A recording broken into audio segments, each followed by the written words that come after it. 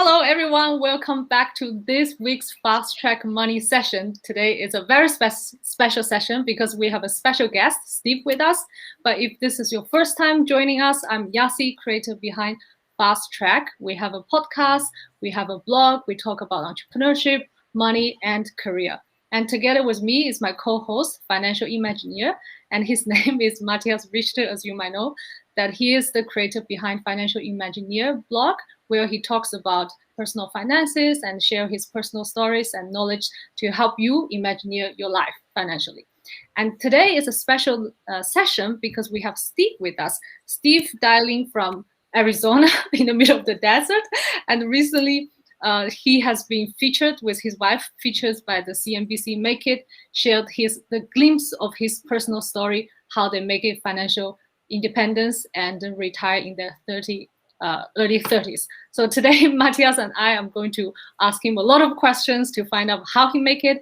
And then by sharing his personal experiences, hopefully that will help you to launch your life on a fast track and then achieve financial independence, enjoy your life. Welcome to the show, Steve. Thanks for having me. I've been looking forward to this. Awesome. Okay, yeah. So Steve, it's awesome to have you here. So you have had some coverage in the media. It looks like you are living an awesome life away from anywhere. So very, very remotely.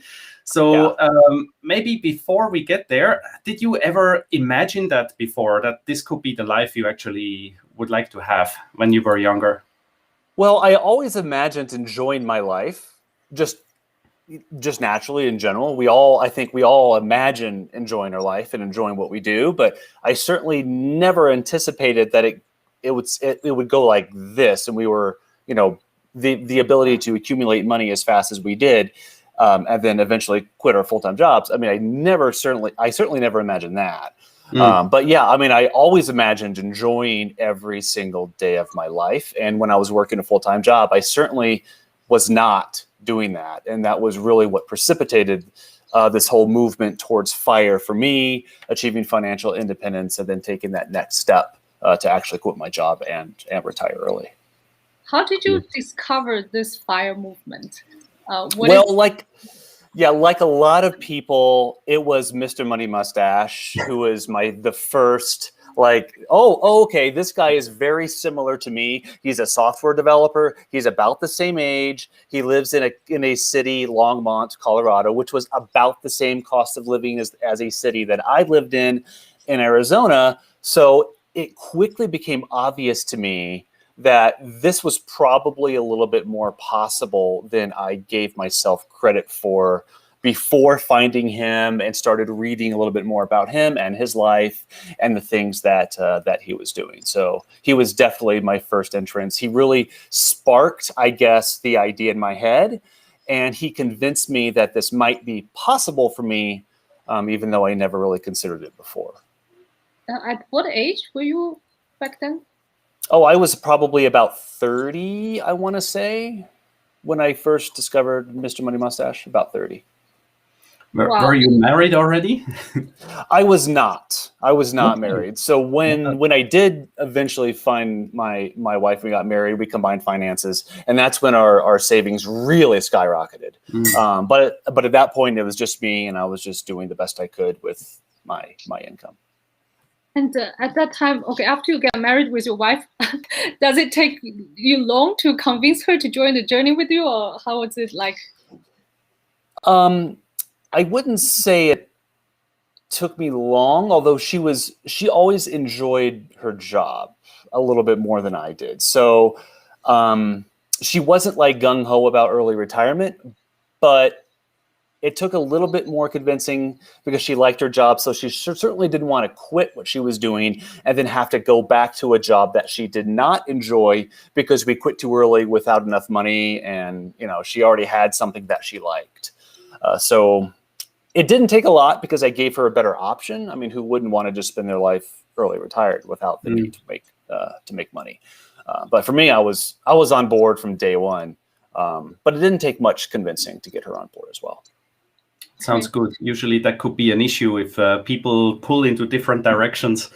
And then maybe for the question, your location is also not the most standard location. How do you find a place like the one that you live? I reckon you cannot just go on a property page and find a huge lot of land. Or why do you live where you live at the moment?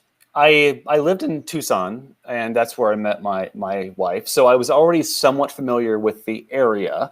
And a friend of ours actually moved down to Cochise County, and we were visiting that friend a couple of years ago, and we discovered how much he paid for his 20 acres of land. And he paid $8,000, $8,000 for 20 acres of land. Yeah, exactly. And it's like, you might be onto something, my friend. You might be onto something. And then that sparked the idea that, maybe we should just get some land, settle down.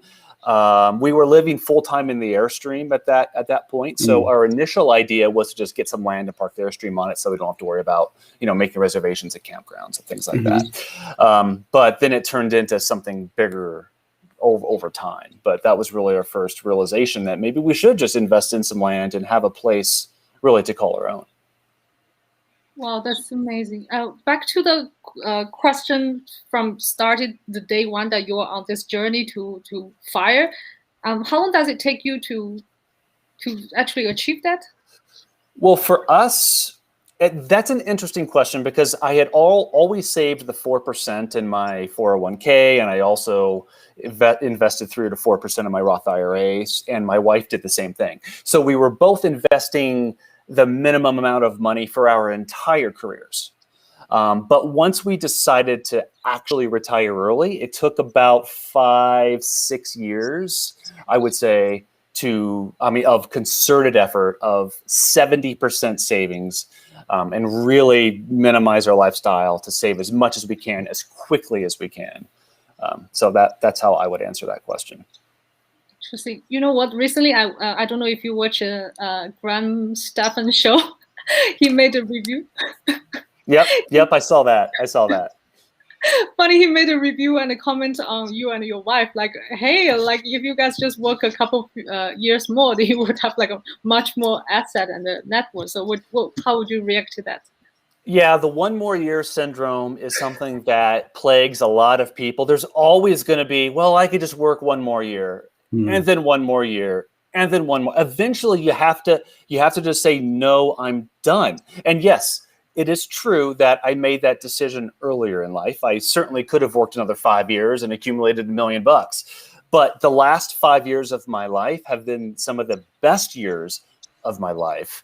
And over the course of a lifespan, I don't think there's any replacing that. I really don't. So, I mean, yes, I suppose there's always there was always that possibility that I could have worked longer. But sitting here today, the only thing I regret is not retiring even sooner than I did.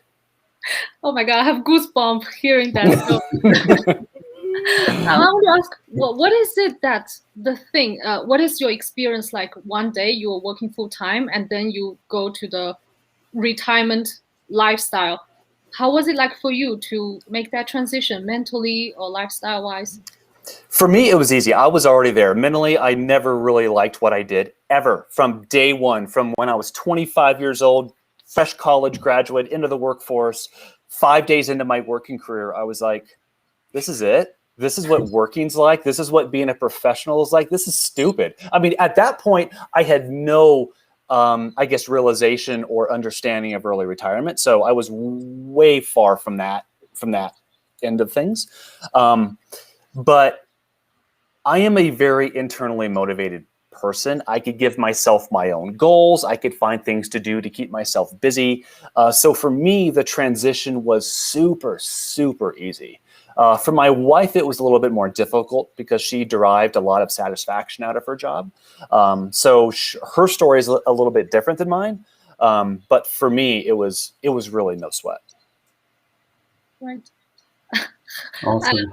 So financially imagining, Matthias, you are already also financially independent, but you still keep working. So how do you react to that? Would you like to just set back and then do nothing, or do something that interests you, or you still want to carry on with the wealth management activities? Okay, I believe for that, you probably know it already, the Ikigai concept, the Japanese concept of having a purpose in life, which is very strong for my part at least, right? So you have to figure out what is your purpose, what are you doing? For me, purpose number one, family. I have family around me. I spend a lot of time with them. Whenever we like to, we can travel, unless just now COVID happens. Things like this do happen, unfortunately, but if not for that, there would be more options. And then even if I would do nothing, I would probably still look at shares and stocks and stuff.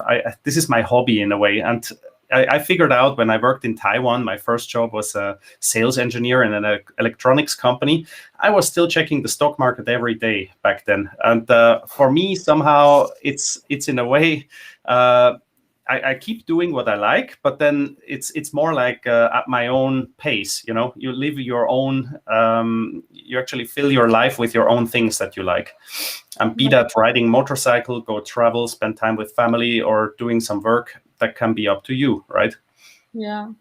And then Steve, like, what do you, when you mention like you have this drive, inner drive, what drives you on a daily basis? Well, I have really tried to build up my Twitter presence, because that's where a lot of people who are interested in personal finance and FIRE tend to hang out. So the best thing that I can do in my position, I think, is to be that Mr. Money Mustache for somebody else, for a lot of other people, just giving them the realization that your story might not look exactly like mine. In fact, it probably won't. But that doesn't necessarily mean that achieving financial independence and maybe even retire early isn't possible for you. So this whole, I guess, effort of building up a Twitter account is to be that positive influence for other people like me who don't derive a lot of satisfaction out of their job and want something different, but they don't necessarily know how to put those pieces in place yet, and to make that happen. So a lot of my time is devoted to that. And I have an ebook that I wrote a couple years ago, but honestly, I don't really advertise that all that much. I do a lot of writing, some IT work here and there, just to keep my IT skills up. But yeah, that's really what takes up the majority of my day. And you mentioned about to inspire and then helping out people understand the concept. I can totally relate to that, because personally, I heard about FIRE probably 7, 8, 9, 10 years ago. But I always thought it's like, okay, for like small group of people, it's not related to me. It has nothing to do with me. I'm just working in the office. And only until last year, I had like several major events happen in my life. Then I realized that, you know, money can help you avoid some problems or solve some problems. It's like a tool. Then I started to pay more attention to my finances, and then to pay attention to savings, and it's a huge dramatic difference. So Matthias already know that. That's why we are very devoted to creating those content and helping other people to realize that. There are so many like young professionals. I think you mentioned in your video, you have this motorbike, you have this car, that car. Oh yeah. Yeah. Finding out what is life about, right? It's like when you're young, you probably earn money the first time, and then of course you deserve it. You buy it, right? You go for it. You have to be part of the gang, right? You keep up with the Joneses. You do this, you do that, and so forth. And I think we are all, at one point in time, we were all a little bit like that eventually. And then later, maybe the mindset shifts, right? So a second topic that we have today is mindset shifts. Millionaire mindset. What do you think? Like, what does it need for someone to be strong enough? It obviously needs like some mental power there to say, I'm not like all the others. I'm going to do it differently. I'm going to do it my way. What do you think there? What is important about your mindset to get wealthy? There's a lot that goes into that, but I think it all really boils down to self-confidence. And that's easy to say. It's not as easy for a lot of people to adopt and really get behind that. But if you don't have confidence in yourself, or you think that you always have bad luck, or that nothing ever good happens to you. You never win anything. Though that mindset, that negative mindset, is going to prevent you from achieving your goals, whether those goals have to be money related or something else. So if you're the kind of person who just thinks nothing good ever happens to you, then by and large, nothing good will happen to you, because that thought is planted in your head. So to me, it all really comes down to the foundational level of having the confidence, having the belief, knowing that you are far more capable of achieving more than you give yourself credit for. And I was always, especially in high school, I was not a very confident, outspoken, extrovert kind of person. Not not even close. But slowly, really, as I started to put these pieces into place, I got more confidence, and then that snowball began to build into something that's a lot more massive. So I think the very first step here to anybody out there who wants to achieve something amazing, whether it's financial independence or something else, is you have to believe that you can. And that is the very first step. If you don't, you might as well not even try, because it's not going to happen for you. Very well said. Yeah. And I've seen some pictures of you, an amazing transformation. There was a picture of you like a couple of years back sitting on a bench, and then you living a dream life. You have that flash up.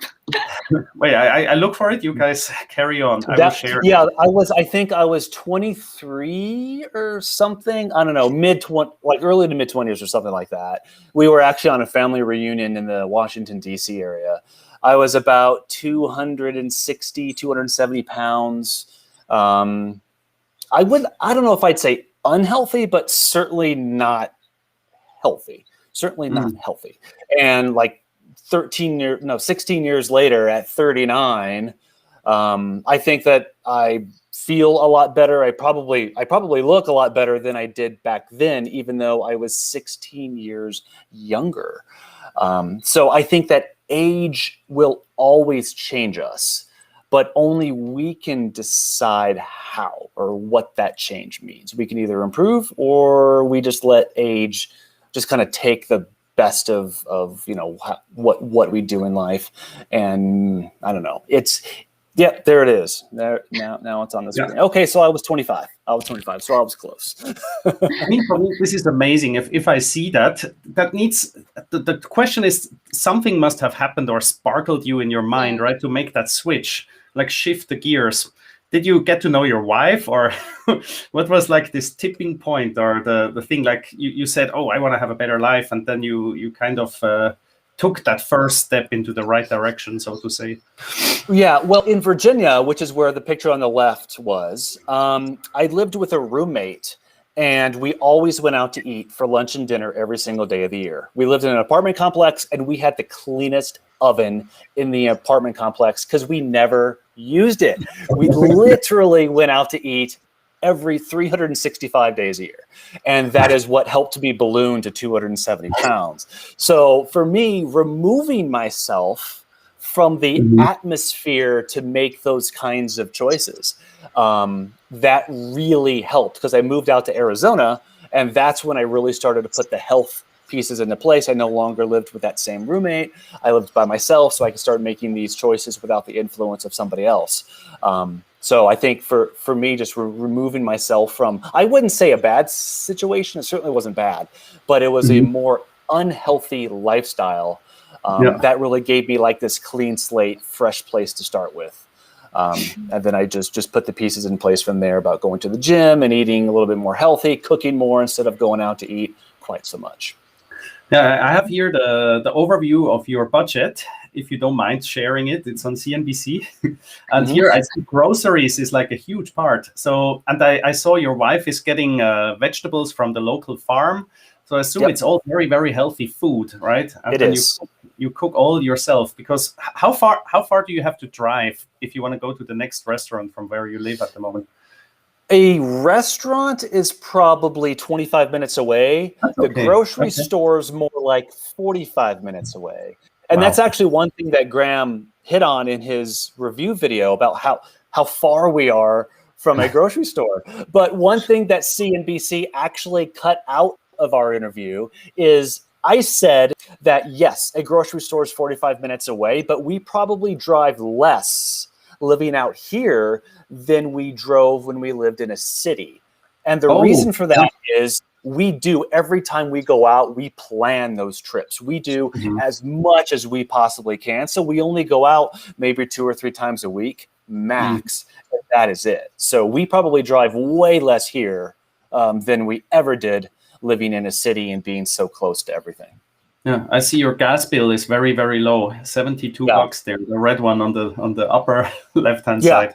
And that's diesel too. So diesel tends to be a little bit more expensive than regular unleaded. But yeah, it's low because we simply don't drive all that much. And when we do, we just do as much as we can every time we're out.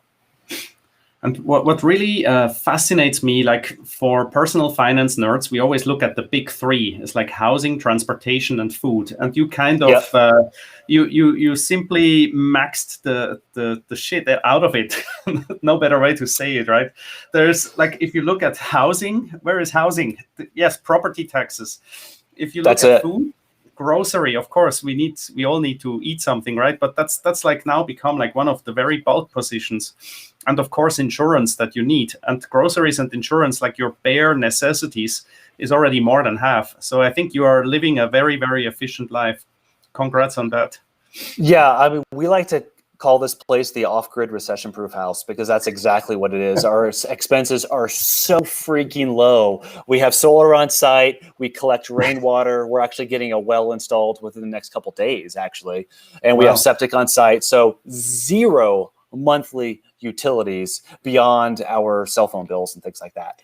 So yeah, we can live almost as cheaply as we want to. Is there another piece of land nearby where you are? Like, you just let us know. There's a lot of land for sale. It's not quite as cheap as it was because everybody sees the real estate and housing markets like, oh, I can charge double what people were paying 2 years ago. And people are trying to do that. And, you know, that land's sitting on the market a little bit longer now than it was before because prices are insane. But yeah, there's a lot available here. You can get a lot for your money in Southeast Arizona.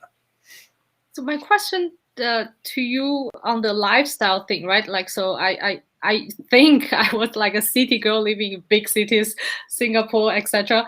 And now I'm moving to a little village with less 2,000 inhabitants in the village in Switzerland. And at the beginning, it was a shock to me. And where you lived, I see nobody really with drone shot. How do you keep up with the social life? That's a good question. We actually have a better social life here because even though there's far fewer people, the community is a lot closer knit. So every time you go anywhere, you tend to see somebody that you know, you strike up a conversation, and that tends to be how relationships get built here. Whereas when you're in a city, you go out to a grocery store, there's 1 million people there, you probably don't know 99.9% of them. And even if there is somebody there that you might know, you probably don't even notice them because there's so many other people. So it is a smaller community, and you may have noticed something similar, that the people that you do see, you tend to know a little bit better. Conversations are easier, and I guess a sense of community and a sense of like friendship is way, way easier for us, at least, in a smaller community than it ever was in a bigger city. Yeah, that I agree, because when I was walking along the side of the street in my village, and there were drivers who are in their car and waving at us. At the beginning, me and my husband were like, "Do you know this guy? I don't know this guy." It's like, why are these people waving at us? This is so weird. I don't know.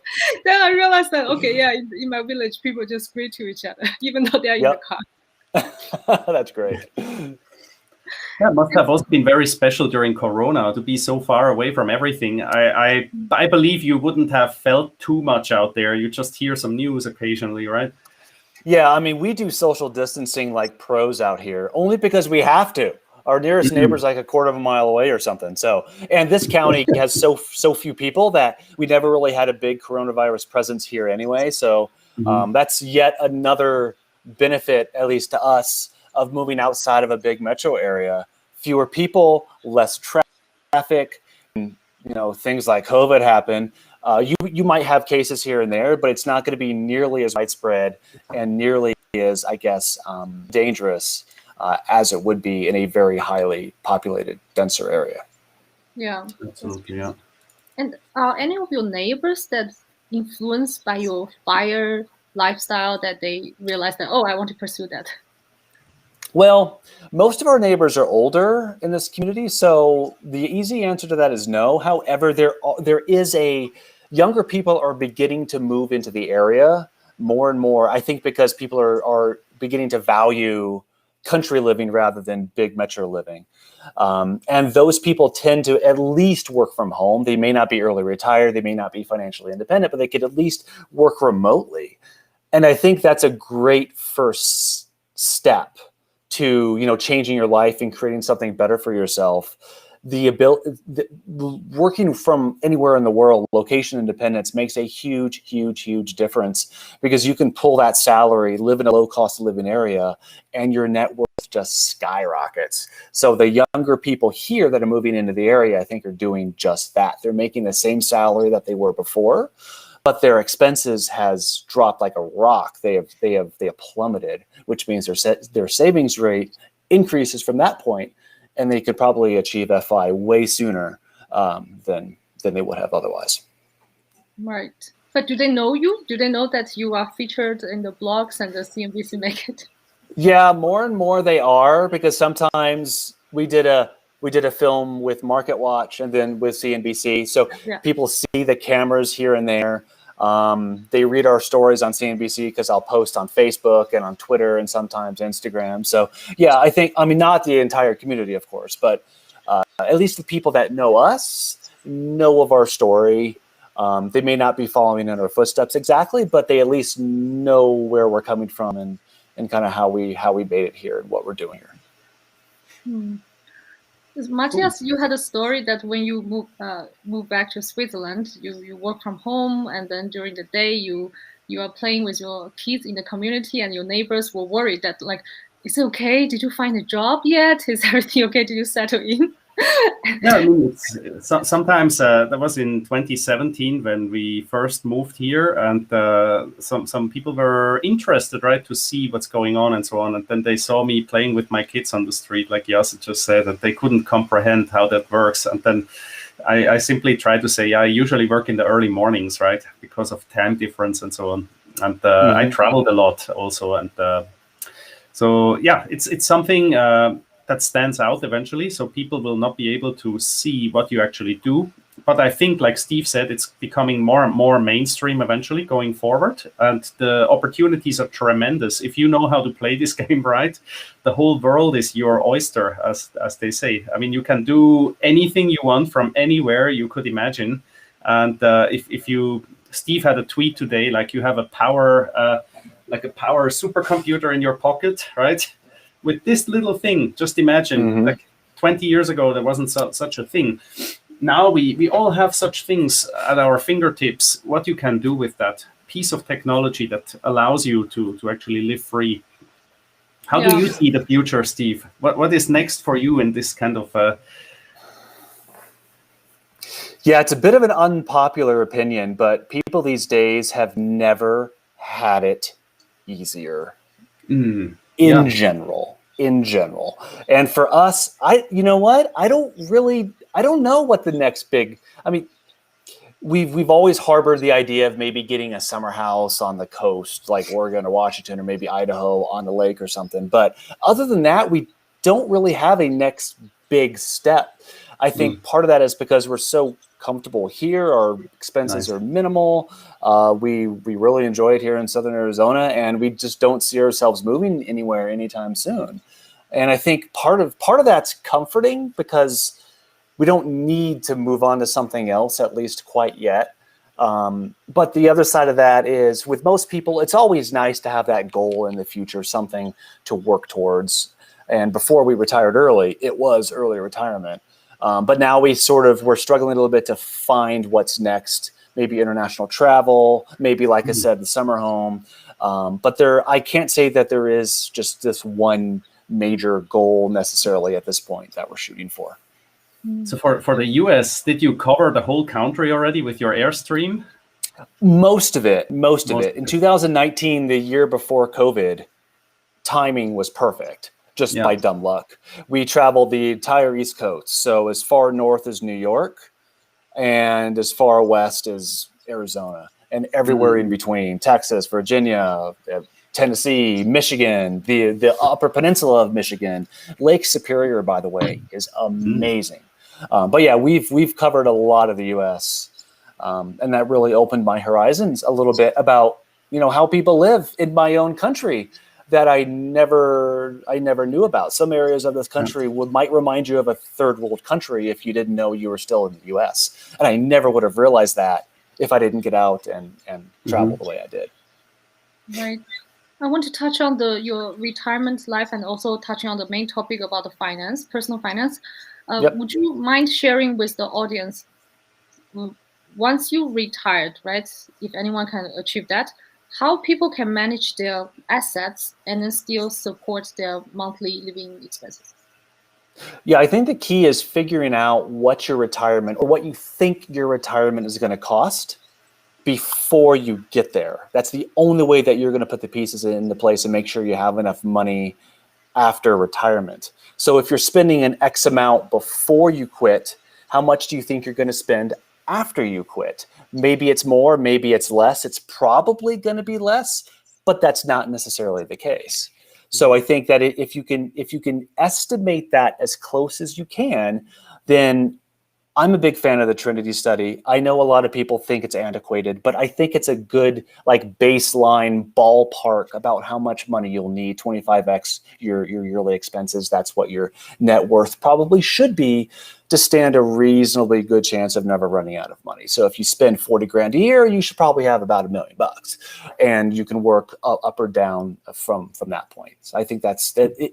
Even though it is an old study, I still think that it has a lot of value as long as you're flexible and you kind of redo that calculation every year, which is what we do to make sure that we're still on track. We're not spending more money than we realize, and our net worth is staying relatively steady. Can you elaborate a little bit more that when you do the calculation, for example, when the market moves, right, tanked or went up, how does it affect your calculation? Well, we take the calculation on a yearly basis. So, for example, in 2020, in April, we were down $200,000 last year in April because the market tanked and people were begging me to get out of the market. Luckily, I didn't, because at this point, we actually recovered about 150% of the money we lost. So over the year, we were actually up a little bit. So from month to month, we don't really make a lot of drastic changes to our spending. But if we look at it from a higher level, like over the entire year, that's when we really get a feel for whether we need to be, cutting back a little bit, or if the market's great, maybe we could spend a little bit more. And that's definitely what happened in 2019. We were spending about 40 grand. And then going through 2019, the end of 2020, maybe we were up to maybe 50, 55 grand because the market was doing so well. So we actually got to spend a little bit more. But then, once the other shoe drops here and the market starts to tank, we'll probably start to cut back a little bit on that discretionary spending. But we really try to do this based on feel. There's no hard and fast rules or numbers that we go by. It's just what we feel like we should be spending based on how much money we have and how the market's doing. All right. So it's glad to hear that, because the Trinity study is all based on, to me, it sounds like a theory. So it's good to hear from someone who is actually living it and based on this Trinity study to retire. Was there a moment where you doubted that? When you sit there, the market tanks, you see all these things. I have seen it many, many times. I started investing in the 1990s, and I've seen it 3 times already, big time. And, I think exposure therapy is what I call what helps. But I think when you if you put everything on one card and say, this is my retirement nest egg, I've left the workforce, right? How did that feel for you? For us, it was fine. And it's because we are very, very flexible people, and we understand that we retired way early, and we don't have $10 million in the bank, so we kind of have to be flexible. That's just like a prerequisite to our version of early retirement. So yeah, I mean, we were down 200K. I certainly didn't like that. Maybe I was getting a little bit nervous by the end of April. But I also understood that we're flexible people, so we cut back when we need to, and then we spend a little bit more when we can. So I think just taking this from taking our net worth from a higher level perspective is really going to help you understand where you were before and where you're going. You know, short term it's like this, but long term it looks kind of like that. And I think that if you take that kind of view to your finances in general, it's going to be a little bit easier for you to make decisions based on, you know, your net worth at the time and what you see yourself doing in the future. Awesome. Yeah, interesting. So it's like investing, you need to look at long-term horizon. Even after you retired, you still plan your retirement more on a long-term horizon based on your net worth movement. Yep, exactly. And we make a little side hustle income here and there. We make a few bucks off the ebook. I do some consulting work here and there. So we're not like 100% living off of our investments. We do supplement our income by doing the things that I think, quite frankly, are fun, and it keeps a little, you know, skin in the game with IT work and things like that. But that's also one of the beauty areas of FIRE. You get to pick and choose what you do with your time, which is really super cool. You're not making decisions based on money alone. You're making decisions based on what sounds fun. And then once it's no longer fun, you just up and leave and do something else. Yeah. Spot on. Yeah. Would you mind sharing like what is your average day? How does it look like at Steve's house? You get up, then the coffee. I don't know. what are you doing? Well, now that last week we got a new puppy, a Welsh Terrier. Cool. So now we up at about 5 o'clock in the morning. Whereas before the puppy, it was more like 6:20-ish, 6:20, 6:30. So we've always been early risers, but that means we're also in bed by like 9 p.m., which is like unheard of for most people. But we get up between 5 and 5:30. I sit down at the computer with some hot water and lemon. And about 6:30, we take the pups for a walk. We come back, make some coffee with almonds. I'll do some Twitter stuff, maybe write another email for my email newsletter, things like that. Do some writing, do some IT work. I get the majority of my work done in the morning, and then in the afternoon, it's like, you know, whatever I feel like doing. Maybe I'll take another walk. Maybe I'll just screw around on Twitter. Maybe I'll film a YouTube video, things like that. So I work the best. I do my focused, deep work in the morning. So I carve out from 6 a.m. to about noon to do the majority of the things that I actually want to get done during the day, my most productive hours. And then in the afternoon, I get to screw around a little bit, just kind of do whatever I want to. And to this day, I think I could point to, 5 times where I've actually felt bored. Which is cool. Which is cool. This is a big question, right? Some people say, "Oh, what will you do? You're out in the nowhere. You're so young. Don't you feel bored?" Right? And by the way, I think this is the first time Yasser and me ever do this live, and we don't have a single question yet from our audience. So, is there anyone watching that would like to ask a question? Please hit the keyboard now. It works for Facebook and for YouTube. For Twitter, I'm not sure whether it works, but for YouTube and for Facebook, please ask questions now, and then we will see. Because we didn't invite them to ask questions this time. Yes, it was so interesting, right? Yeah, few of us, we have so many questions to ask. We ignore the audience. And it might be because my story is everywhere. So it's like, well, I kind of already know his story. I follow him on Twitter, whatever. That's what I'm assuming. No. By the way, if you ever venture out for international travel, if you ever come by Europe, or if you go to Singapore or Taiwan, please do let us know. Yasser and me, I think once travel allows again, I think I will be also more mobile again. would be very, very cool to maybe see you somewhere on the road. And, Absolutely. a meal or two, and the beer or two or three, and so forth. Make it three. Make it three. Yeah, that would be nice. And then I would love to go back to US again. And the next time if I pass by Arizona, I want to make sure that I pop by the region where this 8,000 USD 26-acre land. Oh yes, and by pop by, it's like an hour and a half south of like a highway. So it's not, unfortunately, it's not exactly right off the road, but they're easy roads to drive. You just have to probably devote like a day or something to it. Right. So thank you so much, Steve, joining us today. And maybe you can share with the audience if they want to connect with you, if they want to follow you, where can they find you? I'm on Twitter a lot at Steve on Speed. I owned a Corvette back in the day, so that's the on speed part, Steve on Speed. And then I have a website at steveadcock.us. You could find me at both of those places. I'm on Twitter literally every day. So that's probably going to be your first point of contact. Good. I will make sure that is in the show notes for this episode. Perfect. And also Matthias in your Facebook comment section. Yes. And cool.